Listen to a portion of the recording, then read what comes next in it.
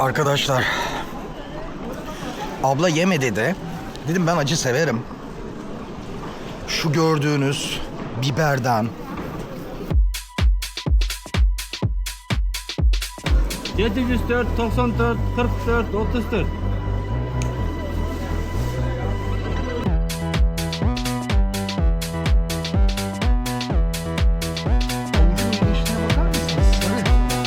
Kırgızlarda 9. sınıfa kadar okula devam etmek zorunlu.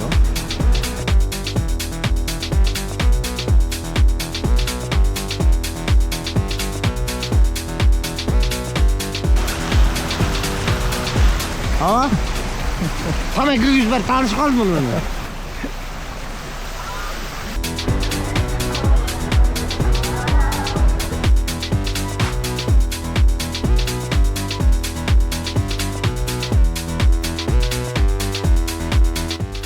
Bu simit kebabı.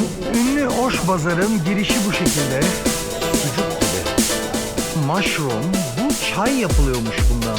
Hamile kadınlar bu taştan bir parça yiyormuş. Yani bu şey.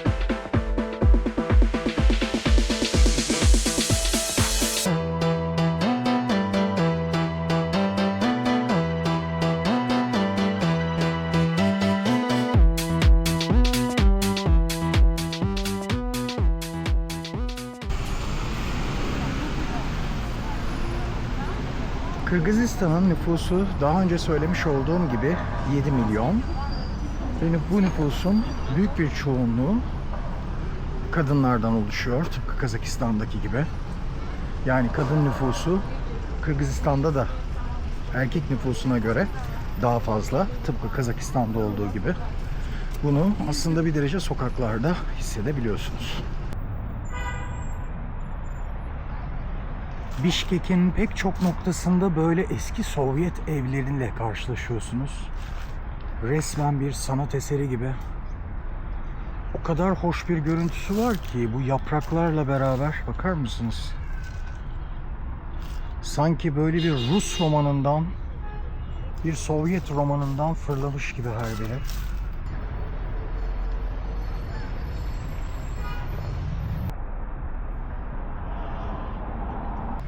Şu güzelliğe bakar mısınız? Çok güzel gerçekten de. Bakın bu şekilde balkonlar. Bunlar hep eski Sovyet zamanından kalma.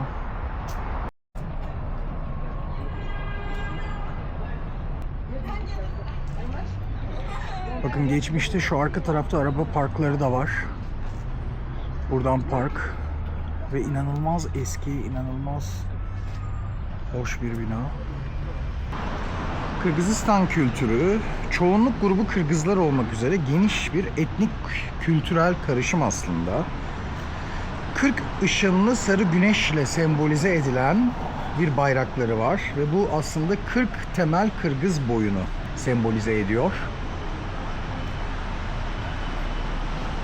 Güneşin içindeki kırmızı çizgiler bir zamanlar Orta Asya bölgesinin ana nüfusu olan, göçebe çiftçilerin geleneksel konutu olan bir yurdun tacını aslında görselleştiriyor. Baskın olarak genellikle Sünni İslamlar, genellikle Sünni İslam inancına sahipler. Nüfusun büyük bir çoğunluğu. İki resmi dile sahip, Rusça ve Kırgızca. Aslında Rusça ve Kırgızca olarak iki resmi dile sahip olan tek Orta Asya Cumhuriyeti. Sovyet sonrası Kırgızca 1997 yılına kadar tüm ticari ve hükümet kullanımlarında resmi ulusal dil haline gelse de Rusça hala kullanılmakta.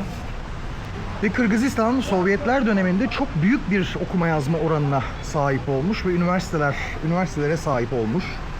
Artık nüfusun şu anda %99'u okur yazar. Kırgızlarda 9. sınıfa kadar okula devam etmek zorunlu. Kırgızca eğitim hala ülkenin genel olarak yaygın eğitimi olmakla birlikte Rusça eğitim de devam ediyor ve hemen hemen bütün Kırgızlar Rusça biliyorlar. 1992 yılında nüfusunun %53'ünün Kırgız olduğu, %22'sinin de Rus olduğu görülüyor. Aynı zamanda %2 kadar Tatar, %15 Özbek, %1'e yakın Ukraynalı ve %1 de Dungan diye bilinen Dunganlar. Yani bunlar Çinli Müslüman gruplar. Ben Kazakistan'da bir aileye denk gelmiştim o şekilde. Dungan deniyor. Çinli küçük bir Müslüman grup. Bu Dungan denilen Çinli grup aslında Kazakistan'da daha kalabalık bir grup arkadaşlar. Orada öğrenmiştim bunu. Yaklaşık 200 bin kadar Kazakistan'da Dungan var. Kırgızistan'da daha az. Bildiğiniz üzere Manas destanı Kırgızların en önemli destanı. Sözlü olarak aktarılan bir epik şiir. Yarım milyona yakın dizesi var Manas destanının. Adını veren aslında Manas isimli bir kahraman.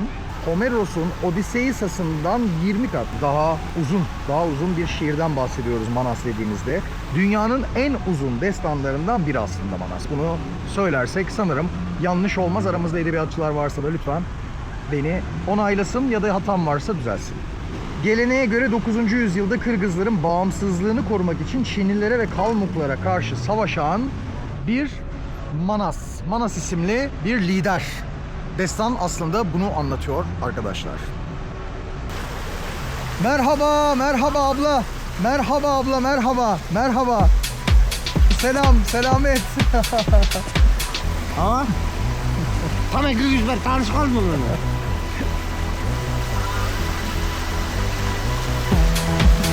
Bence nasıldı? Ya.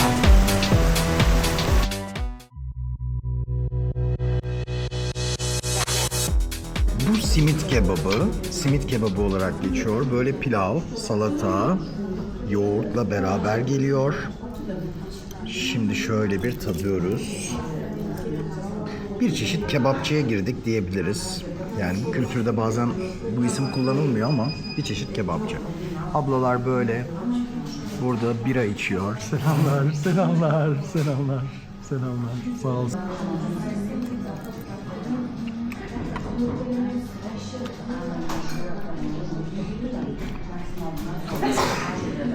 Arkadaşlar bir diğer yemek de bizim kıymalı pideye benziyor. Şimdi ondan tadacağım.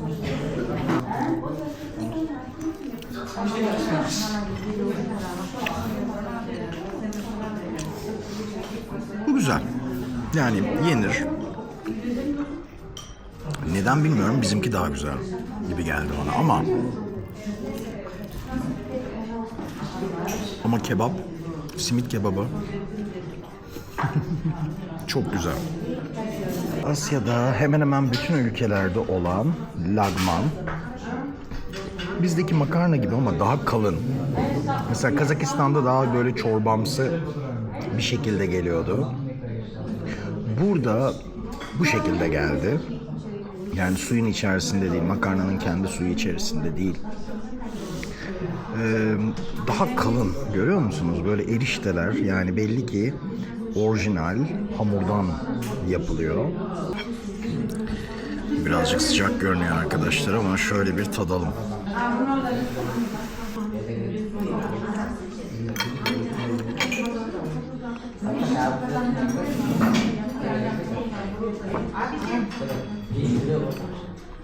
Evet, ünlü Oş Bazar'ın girişi bu şekilde. Böyle sağlı sollu şimdilik küçük dükkanlar var. Burası Bişkek'in oldukça popüler bir pazarı. Ben Bişkek'e ne zaman geleceğimi söylesem, Kazakistan'da, Azerbaycan'da burayı görmüş olan insanlardan Oş Pazarı mutlaka duydum. Fiyatlar genelde bu şekilde arkadaşlar. Ben üstte yine yazacağım. Muzun kilosu 150 som, Kırgız somu. Bakın üzüm 120 som. 220 som mandalina. Elma 100 som. Bu şekilde cennet hurması 130 som. Böyle bu şekilde. Abla çok teşekkür ederim. Çok teşekkür ederim. Evet, abla müsaade etti ve bu şekilde çektik. Şuraya doğru girelim. Pazar böyle çeşitli noktalardan, çeşitli koridorlardan büyüyor. Bakın burada genelde şekerlemeler var. Selam abla. Abla müsaade var mı? Çekebilir miyim müsaade? Ah, teşekkür ederim. Teşekkür ederim. Bakın böyle fıstık 420 som. Yine böyle farklı bir ceviz türü var burada. Bunu Kazakistan'da da görmüştüm. 300 som. Yine böyle 450 soma badem var. Ceviz 750 som. Bunlar kilo. Abla çok teşekkür ederim. Rahmet. Rahmet. Rahmet. Bakın böyle bu taraflara doğru da yine görüyorsunuz. Kuru yemiş. Böyle bütün bu koridor kuru yemiş. Sonrasında biraz farklılaşmaya başlıyor o tarafa doğru geçtikçe. Bunlar da bal. 250 som. Kırgız somu. Bakın bazı ballar 650, 900 diye gidiyor. Bazı ballar bu şekilde.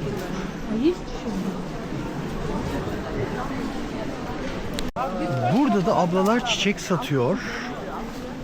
Pazarda çiçek satıldığını ben ilk defa görüyorum. Ama böyle uzun bir çiçekçi ablalar var bu şekilde bu meydanda. Oş pazarda böyle çiçekçi ablalar da var. Oş pazarında böyle ilginç bir sanırım peynir mi sütten mi yapılıyor tam anlamadım ama bizim kültürden bayağı farklı bir şey var. Şimdi ablaya soracağız. Abla merhaba. Merhaba abla. YouTube'dan mı çıkardın? YouTube'da evet abla. Bunlar nedir? Bize anlatır mısın? Şeyden yapılıyor. Süzme var ya. Süzme yoğurt. Sütten sonra süzme oluyor, yoğurt oluyor ya. Hı hı. Ondan sonra bu oluyor. Kurutuyorlar mı abla? Güneşte mi? Ha, güneşte kurutuyorlar. Farkları ne abla? Mesela şu küçüklerle şunların arasındaki fark? Bunlar tuzlusu oluyor, tuzsuz oluyor. Tuzlu, tuzsuz. Bunlar kapçon mu diyoruz? Hani Kapçonlu. kapçon mu diyoruz bunu?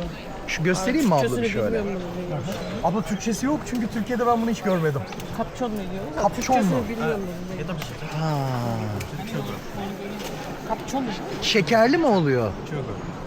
Çöbe koymuş atı. Şekerli mi oluyor abla? Yok şekerli değil, tuzlu oluyor. Tuzlu, genelde tuzlu ama tatları farklı birbirinden. Tatlar farklı. Bu mesela bu başka bunun. Onunkisi başka. Fiyatları ne kadar? Bazı sena. Bardakçı 300 da. Bunlar. Bu beyazlar 300 kilosu. Kilosu 300, som. Bu 400 lira. O 400. Kahverengi olanlar diğer taraf 400 som. 400 som. O tarafa da geçeyim müsaadeyle. Bakın arkadaşlar bunların hepsi sütü süzerek yapılıyor. Bazıları tuzlu, bazıları tuzsuzmuş. Abla o şekilde anlattı. Kahverengi ve beyazlar şeklinde. Abla çok teşekkür ederiz. Rahmet. Arkadaşlar şimdi bu beyaz tuzludan tattım. Kazakistan'da da tatmıştım zaten. Oradaki ismi farklıydı.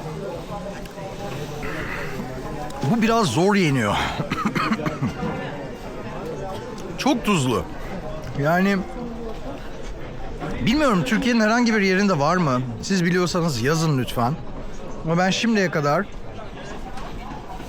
görmedim. Yani Mersin'de, Konya'da, Kocaeli'de, İzmir'de, İstanbul'da buralarda görmedim. Belki Erzurum'da, Doğu'da var mıdır bilmiyorum. Bu koridor böyle baharatçılar. Tamamen upuzun ta ileriye kadar baharatçılar sıralanıyor. Böyle daha çok mercimek, pirinç, un bunları satıyorlar.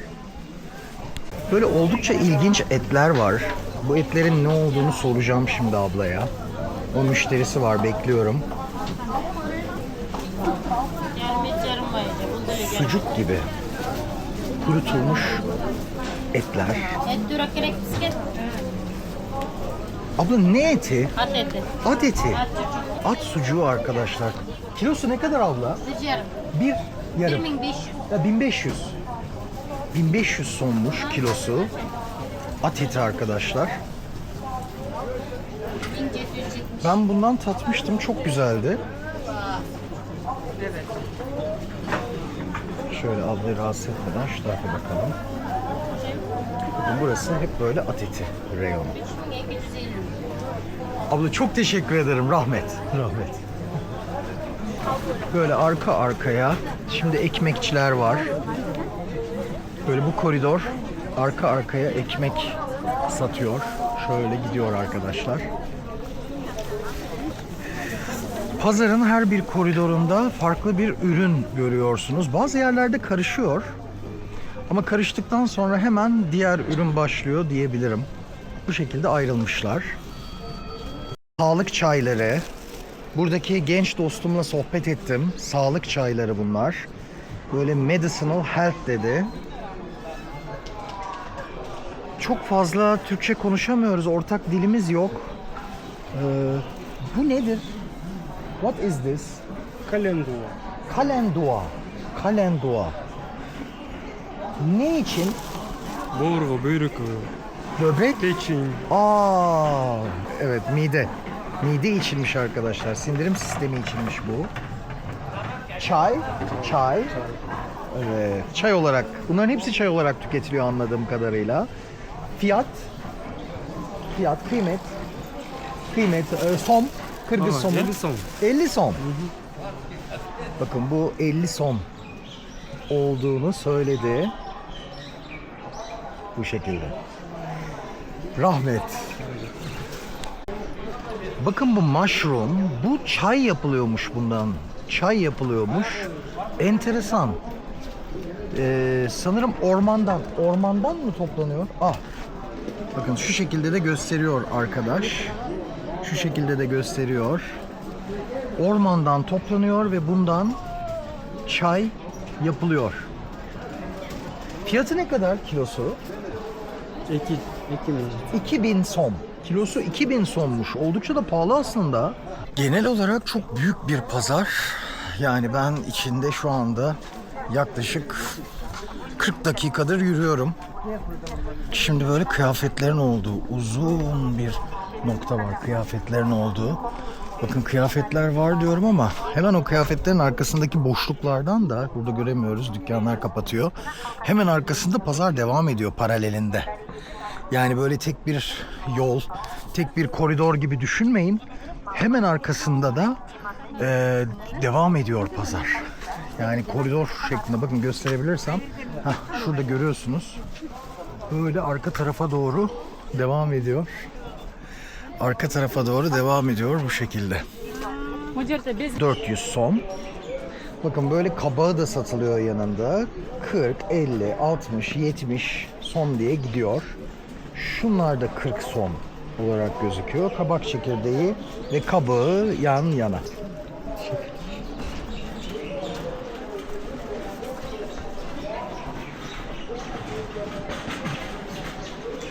Bu taşların ne olduğunu bilmiyorum. Ama soracağım. Umarım ablayla anlaşabiliriz. Bayağı bildiğiniz burada taş satılıyor arkadaşlar. Ama bu taşlar ne? Bir soralım. Çok enteresan. Öğrendim. Hamile kadınlar bu taştan bir parça yiyormuş. Yani bu şekilde enteresan bir biçimde bakın. Şurada taşlar devam ediyor. Her bir taşın ayrı bir özelliği var. Her bir taşın farklı bir özelliği var. Ve hamile kadınlar bu taşları böyle parçalanmış halde küçük küçük bakın şöyle. Şurada da görüyorsunuz. Şurada da görüyorsunuz. Emiyorlarmış. Bayağı ağızlarına atıp emiyorlarmış. Çok ilginç geldi. Gerçekten çok ilginç geldi. Bakın şurada var. Arkadaşlar gerçekten çok ilginçti. Hamile kadınlar küçük o taşların her birinde farklı bir mineral olduğu söyleniyor. Ve parçalayıp bayağı bildiğiniz yutuyorlar. Selam, selam abla, selam. Çok güzel burası. Rahmet, selamet. Bayağı uzun bir pazar. Yani bilmiyorum bana çok ilginç geldi o taş olayı. Hiç duymamıştım. Çok uzun zamandır bir gelenekmiş bu. Yani çok uzun zamandır bir gelenekmiş. Abla anlattı ama kameraya çıkmayı tercih etmedi. Uzun zamandır bu şekilde farklı taşları hamile olduklarında insanlar emiyorlar. Anlatan abla sahibi değil, oraya almaya gelen bir ablaydı. Türkçesi vardı, Antalya'da yaşamış uzun bir süre. Ve bayağı bildiğiniz o taşları emdiklerini söylediler. Enteresan, gerçekten enteresan. Bunlar bayağı bildiğiniz tabak, yani tütün. Ve bunlar çok ilginç bir biçimde kağıda sarılmıyor. Ağza atılıyor. Ağza atıldıktan sonra da dudağın hemen arkasında, yani bizim bu Maraş otu dediklerinin farklı çeşitleri var burada. Bir sürü de çeşidi var. Bakın böyle görüyorsunuz. Burada da pipo tütünü var. Bakın pipolar bu şekilde. Kırgız piposu. Şu şekilde. Bu tütünleri içiyorsunuz. Sen telefonumu verdin ama herkes askere girmeyecek dedi. Oldukça kalın taneli. Pardon mu? Bunlar pipo tütünleri. Ve 704 94 44 34 704 94 44 34. Oh, geil.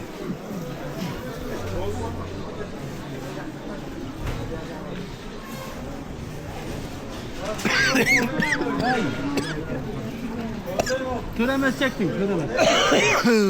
Yapışamazsektin. Oh, böyle. Akarın ki, akarın. Oh.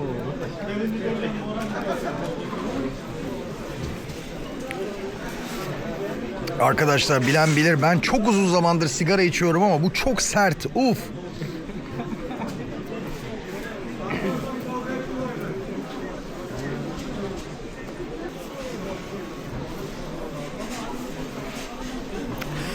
Arkadaşlar hayatımda içtiğim en ağır tütün diyebilirim size.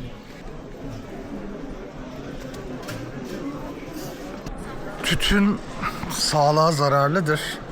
Yani kesinlikle tütün içmeyin. Kırgız tütünü kesinlikle içmeyin. Öyle söyleyeyim, ben hayatımda bu kadar ağır, yani böyle çok ağır, çok enteresan ama belli ki hiç işlenmemiş ya. Yani abiyle de konuştuk. Hiç işlenmemiş, hiç kimyasal yok. Yani buradaki bütün ürünler çok doğal. Gerçekten de çok doğal ve çok güzel ürünler. Oş pazarı gerçekten de çok güzel bir pazarmış.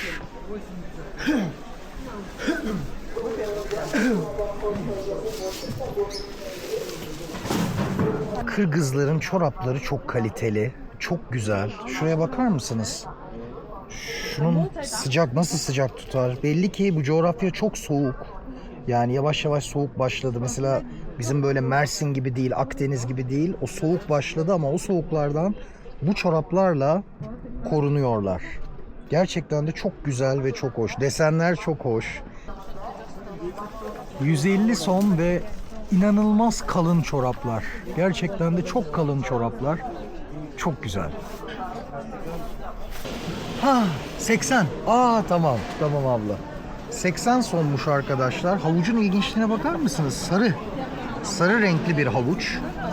Diğer havuçlarla aynı. Kilosu 80 son. Yine böyle lagman yapılan erişteler var. Lagman yapılan erişteler. Sarımsak.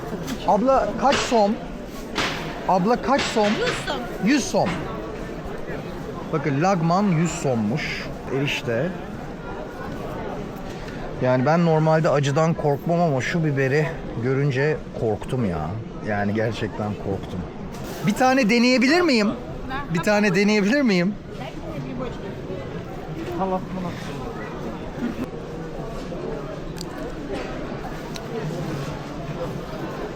Gayet güzel. Gayet güzel. Acı değil. Acı değil.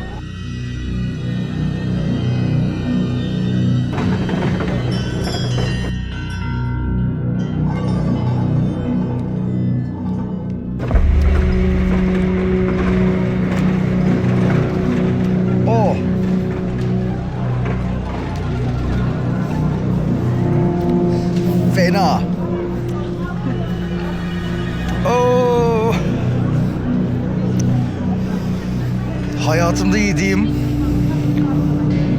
en acı biberi burada yedim. Hayatımda yediğim en acı biber. Of, çok acı. Of. Arkadaşlar anlatamam size. Acılığını anlatamam size. Uf.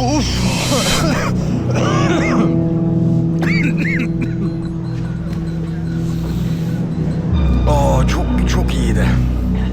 Ah, gerçekten hayatımda yediğim en acı.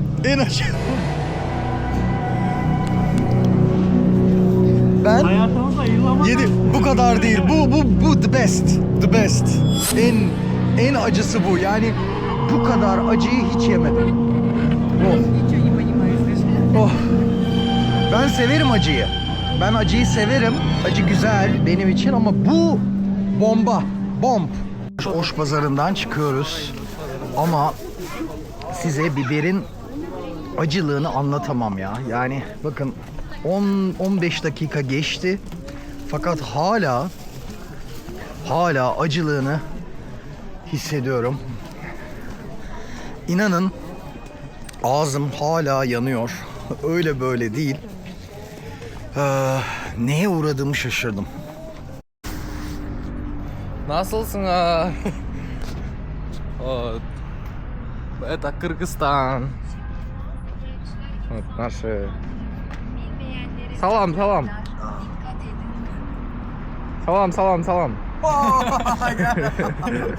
Biz çok güzel konuşuyoruz. Harika konulardan konuştuk. Askerlik 1 yılmış. Kırgızistan'da 1 yıl askerlik yapıyorsun. Onun dışında yeni bir kanun çıkmış. Bu arkadaşımız ayrıca askerden yeni dönmüş. Bayağı askerlik fotoğraflarını gösterdi bize. Kırgız. Sohbet ettik. Kırgızistan sınırındaymış. Kazakistan sınırında. Kırgızistan, Kazakistan, Özbekistan sınırındaymış. Bir de şunu söyleyelim. Yeni bir yasa çıkmış. Tükürmek 5000. 5000 Kırgız somu yeni çıkmış. Bir de sigara içmek yerlerde 1000 Kırgız somu. 1000 Kırgız somu arkadaşlar. Это когда я... Это Казахстан. Граница. Казахстан. Граница. Kazakistan. Знаете, Тарас. No. You should like that. Bunlar var. Söyle. Böyle daha iyi. Süper.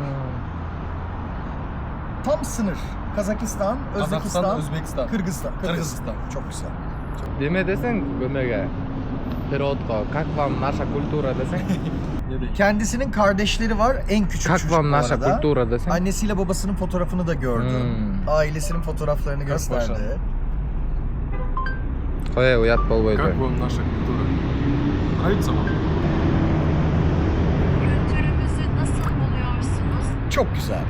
Gerçekten çok güzel. Ben çok sevdim. İnsanlar çok güler yüzlü. Yemekler harika. Burası çok sıcak ve çok tatlı bir yer. Çok sıcak ve çok tatlı bir yer. Tamam, Sağ olun. tamam. Sağ olun. Çok şey.